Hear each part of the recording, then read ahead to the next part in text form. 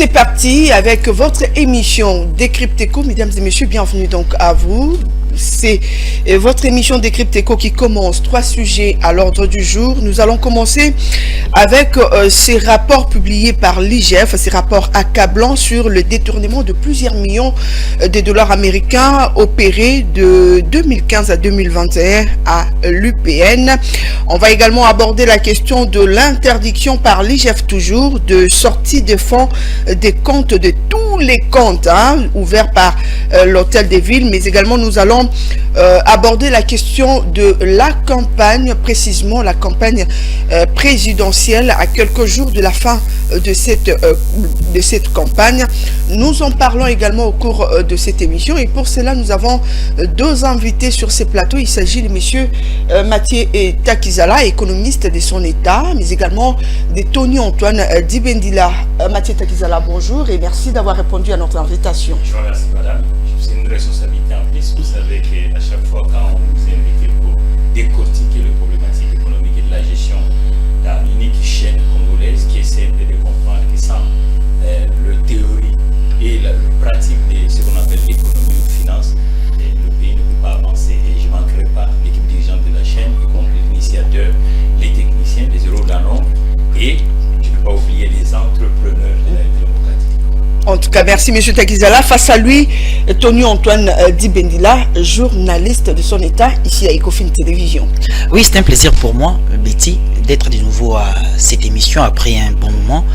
Et donc, dans ces contextes de tensions électorales, entendu, qui influencent également les secteurs économiques et financiers, il est plausible pour nous de prendre la parole pour montrer la bonne direction à ceux qui sont à la quête justement de la direction appropriée. C'est la raison d'ailleurs pour laquelle nous sommes là aujourd'hui. Voilà, nous l'avons annoncé à la vitrine de votre journal. IGF a publié un rapport accablant sur le détournement de plusieurs millions de dollars américains opérés de 2015 à 2023 à l'UPN.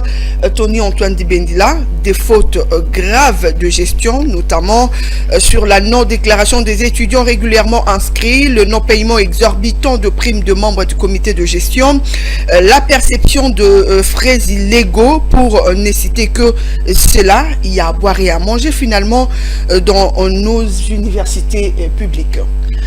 Justement, je crois que les antivalaires restent d'actualité chez nous. Et donc ces rapports récents de l'inspection générale des finances vient de le prouver une fois de plus, ce qui est regrettable pour la République démocratique du Congo, et surtout que ces actes d'antivaleurs se déroulent dans les endroits qui devraient être les plus sérieux possibles, les universités publiques. Nous avons l'université pédagogique nationale qui a été l'objet également des enquêtes de l'inspection générale des finances. Il y a également l'IEC. Et donc aujourd'hui, on apprend d'ailleurs que certains membres des comités de gestion de l'UPN sont entre les mains de la justice. Et donc c'est vraiment inadmissible. Imaginez, mais j'ai une petite liste ici des griefs portés contre ces comités de gestion. On a par exemple la non-déclaration et les non-paiements des impôts liés à l'État. Il y a l'octroi des primes et collations irrégulières à certains cadres et agents de l'université pédagogique nationale, les non-paiements des quotités liés au trésor public, la mise en veille de la direction de l'audit interne, la négligence coupable des différents comités de gestion.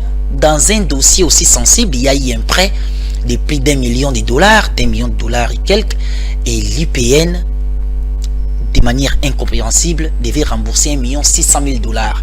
Les prêts devaient consister à la construction des bâtiments à l'UPN, et après analyse, on s'est rendu compte que ces bâtiments-là étaient mal construits et on a détruit ces bâtiments-là.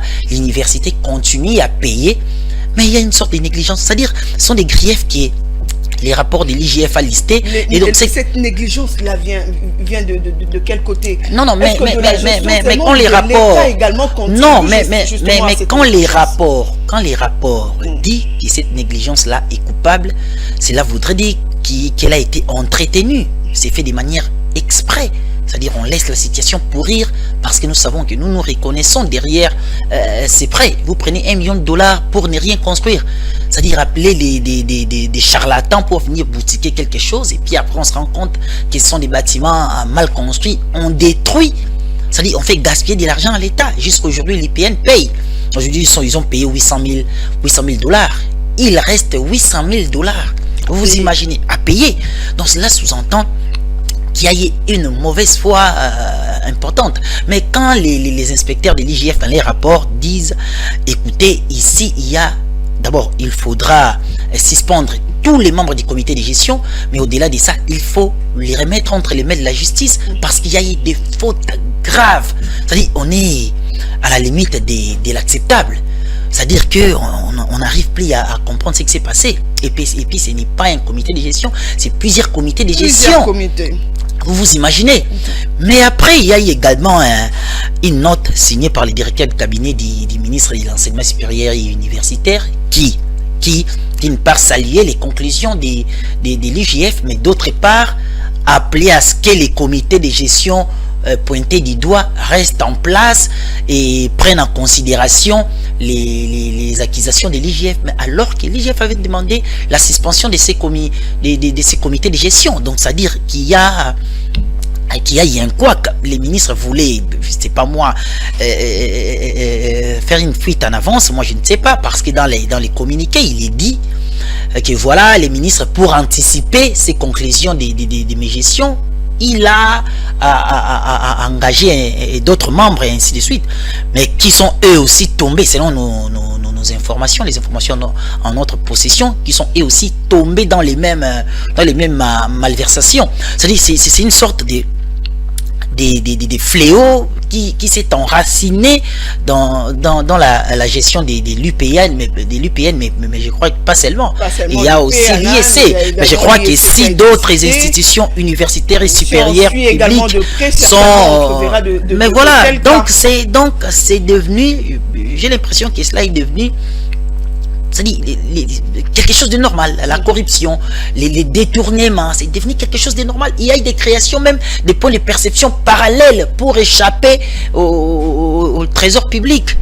Donc voilà, tout ça, c'est-à-dire c'est tout un cocktail nocif pour la République. Et donc là, moi, je ne peux que saluer, en tant que Congolais patriote, je ne peux que saluer la bravoure des inspecteurs de l'IGF et cette action pour à la fois dissuader ceux qui sont dans ces genres de malversations, mais aussi passer un message efficace contre ceux-là qui sont même dans d'autres domaines, pas seulement dans l'enseignement supérieur, mais qui sont dans les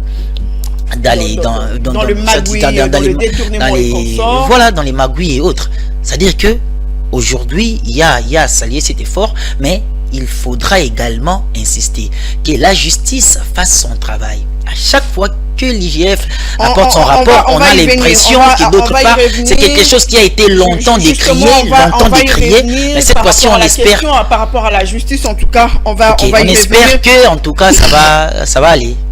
Monsieur Takizala, parmi le grief qu'on reproche à l'UPN, il y a notamment le non-paiement de taxes.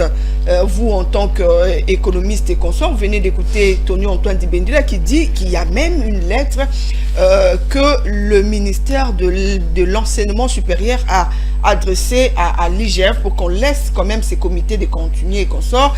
Est-ce que l'État lui-même est à la base des nuisances justement de l'économie de ces pays? Vous savez, l'économie est sectorielle, le secteur de l'enseignement c'est un secteur économique. Donc nous ne devons pas le faire comme si c'est un secteur associatif où l'État ne va pas gagner. Donc il y a beaucoup des intérêts. Les pays d'OCDE, qu'on appelle l'Union européenne, aux États-Unis, ils ont suivi un peu les Américains. C'est ce que nous appelons la loi de l'autonomie des universités. Ça veut dire que l'autonomisation, un homme autonome, c'est un homme qui doit savoir gérer.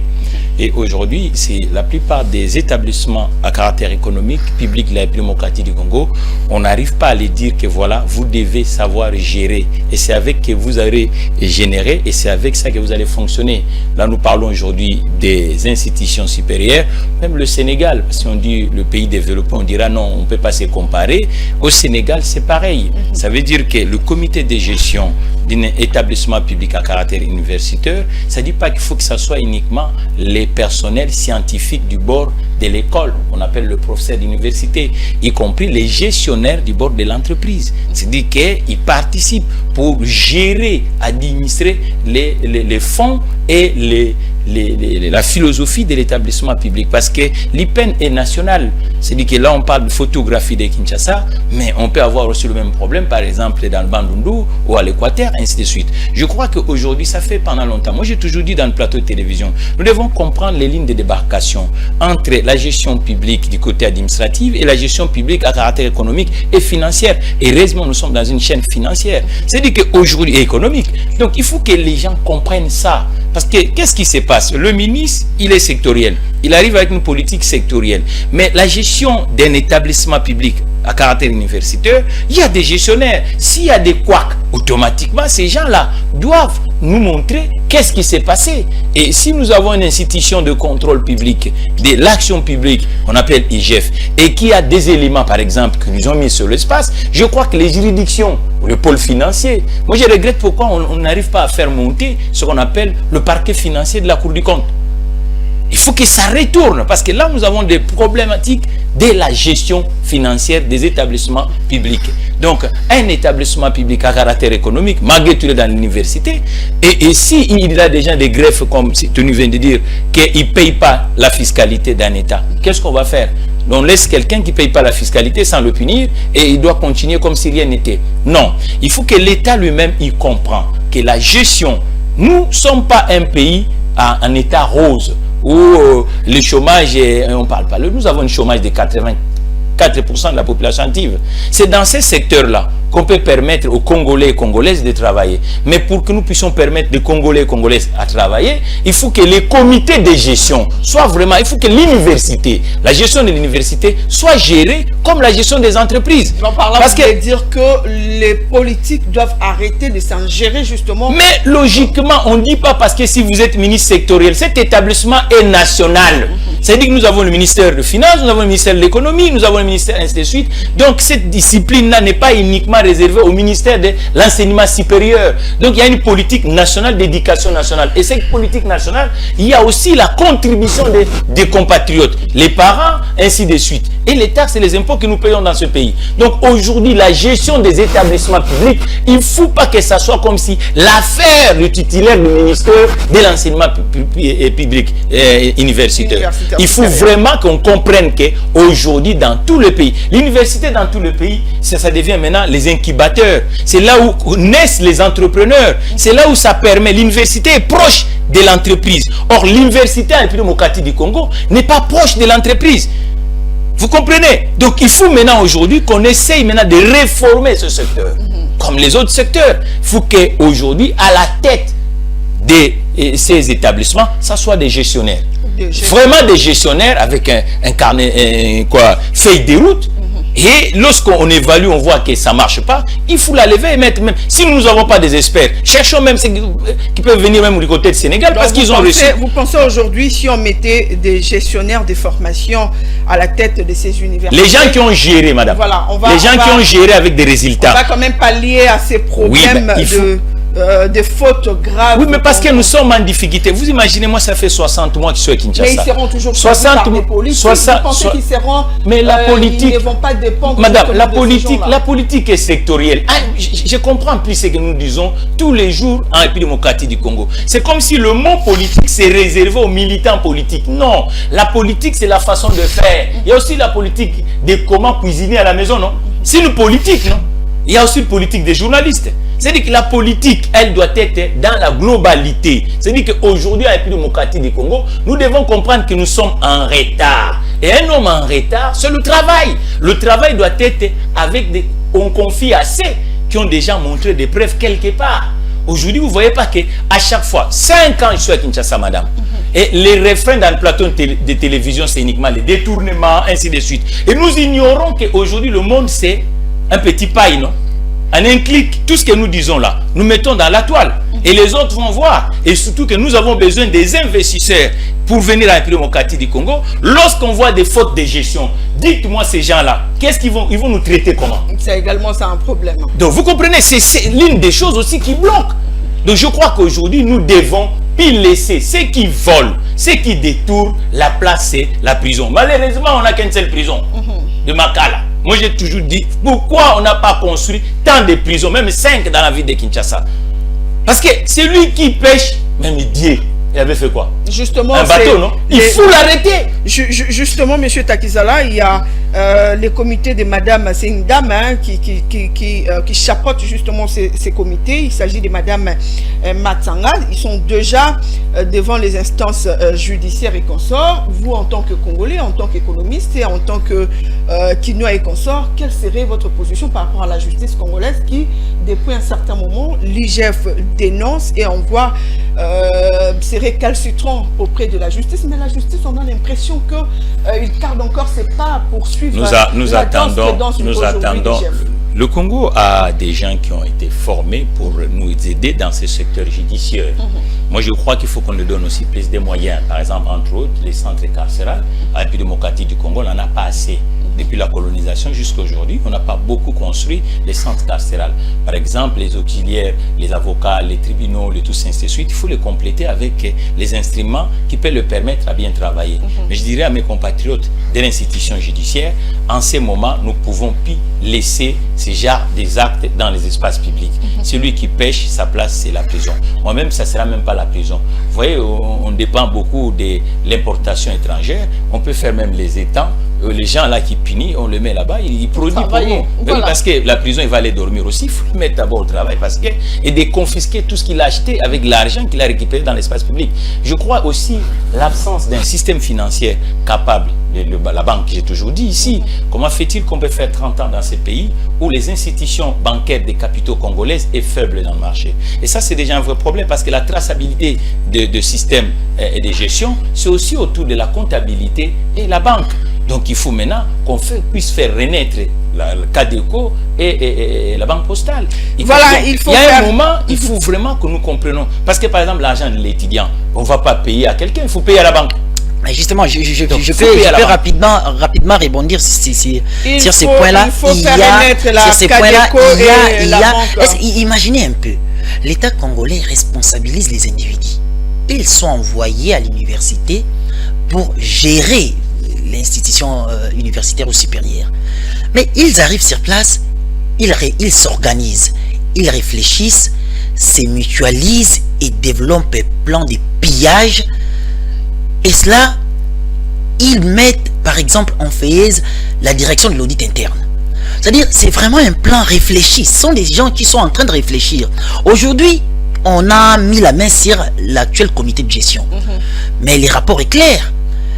Il y a eu d'autres commissions et comités de gestion, il y a eu comité Kasunda, il y a eu comité Kimwanda, voilà justement, tous ces comités-là, on doit les rechercher. Il y a bien entendu des actes de mégestion et l'IGF là si bien décrite dans son rapport. C'est pourquoi lorsque vous parlez, il y a une question qui me vient en tête. Est-ce qu'on peut dire aujourd'hui que les contrôles concomitants a montré ses limites? Non, c'est d'ailleurs très efficace. Sans les contrôles concomitants, je crois que vous allez vous rendre compte que l'histoire des détournements et tout n'a plus assez d'ampleur comme à l'époque. Parce que déjà, imaginez qu'il y a... on continue quand même à mais c'est pas les inspecteurs de l'IGF ne sont pas partout, il faut le savoir. Mais lorsqu'il y a dénonciation et autres, c'est à ce moment-là que l'IGF envoie ses inspecteurs dans les endroits où il n'y a pas l'encadrement de l'IGF. Vous voyez, par exemple, aujourd'hui, je vais évoquer plusieurs cas. Il y a les endroits où, par exemple, il y a l'encadrement de l'IGF, mais quand même les responsables ont usé de certaines manigances pour faire des dépenses sans l'aval de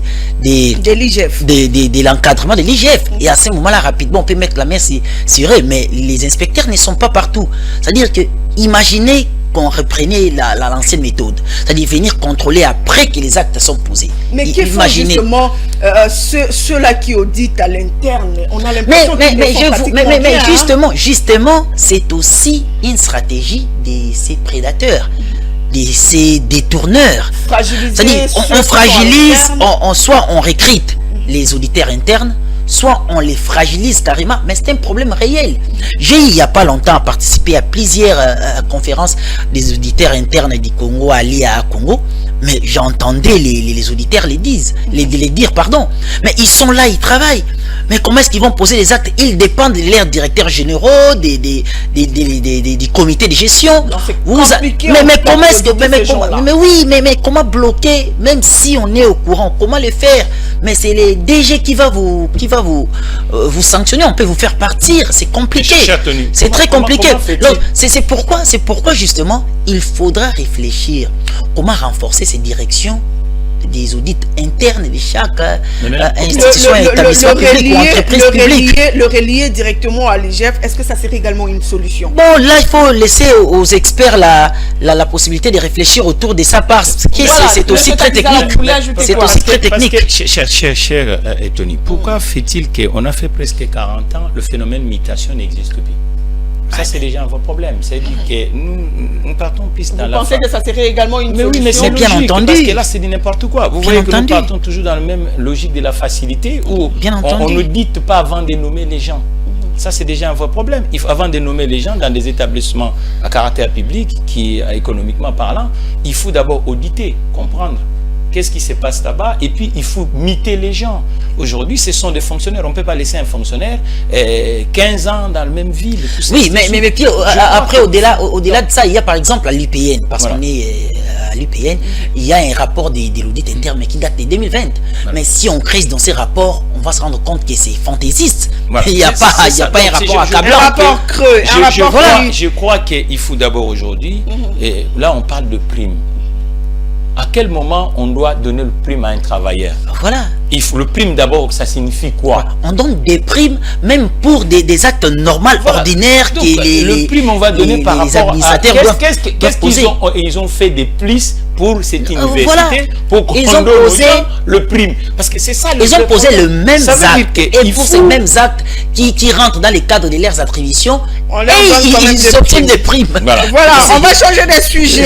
Interdiction par l'IGF des sorties des fonds des comptes de tous les comptes ouverts par l'hôtel des villes. Monsieur Takizala, vous êtes économiste. Que peuvent être les raisons, justement, lorsqu'on interdit, par exemple, à une institution aussi grande que l'hôtel des villes de ne rien faire sortir jusqu'à nouvel ordre? Il n'y a eu jamais eu de résultats à une gestion sans contrôle. Et beaucoup de gens, on appelle parce qu'on a pris la ville de Kinshasa comme une petite administration parce qu'on l'appelle ville. Or, Kinshasa, quand on voyait rien que la démographie, c'est un pays. 20 millions d'habitants. Ah oui. Ça veut dire que celui qui est à la tête de la ville de Kinshasa, c'est comme si le président de Cameroun. Alors quand vous arrivez, il y a beaucoup d'enjeux. Donc il y a tous les secteurs de la vie nationale à alimenter dans la ville de Kinshasa. Et beaucoup plus aussi, ceux qui arrivent à la tête de la ville de Kinshasa se confondent avec le gouvernement central. Ils ignorent qu'ils gèrent un pays. C'est ça le vrai problème. Or, comment fait-il quelqu'un qui a la tête, par exemple, de 20 millions d'âmes, et le lendemain, le gestionnaire des comptes, par exemple, une banquier ou l'État vous dit non, vous n'avez plus droit. Ça, c'est déjà un vrai problème. C'est-à-dire qu'il faut maintenant que, heureusement, nous sommes en période électorale, il y a des amis qui veulent devenir les contrôleurs de la gestion de la ville de Kinshasa du côté de l'Assemblée provinciale. Ils doivent comprendre qu'ils sont en train de chercher à être des députés d'un pays qu'on appelle Kinshasa. Même nous sommes dans le système unitaire, mais vu la démographie, vu les enjeux de la vie de Kinshasa, parce que Kinshasa est le premier territoire de la République qui crée plus de ressources dans le système de la PIB annuelle de la République démocratique du Congo. Il y a plus d'actifs à Kinshasa que nulle part en République démocratique du Congo. Or, malheureusement, qu'est-ce qui se passe? Dans la ville de Kinshasa, nous devons avoir plusieurs représentants sectoriels de la vie. Par exemple, dans des journalistes, les entrepreneurs, les juristes, ainsi de suite. Et si on faisait des équipes comme ça, la ville de Kinshasa pouvait avancer. Mais ironie de l'histoire, la politisation de la République démocratique du Congo fait qu'à chaque fois, à la tête de cet giga pays qu'on appelle Kinshasa, on se retrouve uniquement avec les représentants des partis politiques. C'est ça le vrai problème. Et on confond. Or, la ville de Kinshasa doit avoir une administration. Parce que l'administration politique, c'est autre chose. L'administration administrative, c'est aussi autre chose. Mais quand vous le voyez à chaque fois, et ça, il faut que ça change. Ça, vraiment, il faut que ça change. Parce que aujourd'hui, comment on va financer les écoles dans la ville de Kinshasa parce que les comptes sont bloqués? Comment on va regarder, par exemple, la problématique de l'insécurité dans la ville de Kinshasa parce que les écoles... Et ils se confondent parce qu'il y a le gouvernement central. Or, ceux qui sont à la tête de la ville de Kinshasa doivent faire leur travail. Vous voyez, c'est comme un enfant. Le papa, comme il est là, il s'amuse. C'est ce qui se passe toujours dans la ville de Kinshasa. Comme il y a la primature de la République démocratique du Congo et toutes des institutions, et ceux qui sont à la tête de la ville de Kinshasa fait un peu de ce genre de confusion. La gestion, on doit avoir ce qu'on appelle le contrôle orthodoxe. Donc, tous actes que vous posez, on doit contrôler. Il y a, comme on dit dans la vie, il y a des droits et des devoirs. Et la ville de Kinshasa, depuis que je suis à Kinshasa ici, depuis 2019 que je suis retourné un peu ici, je vois que ce qui sort uniquement dans les espaces publics pour ma ville, on l'appelle Kinshasa, c'est toujours ce genre de fêtons.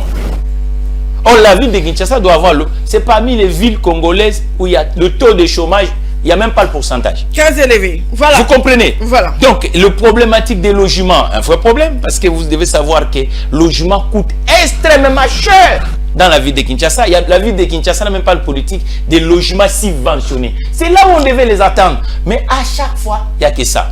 On dit on construit une route, on fait tout ça ainsi de suite. Je crois que cette fois-ci, et ils doivent savoir que être leader ou être à la tête d'une communauté humaine qu'on appelle la ville de Kinshasa, il faut vraiment être modèle.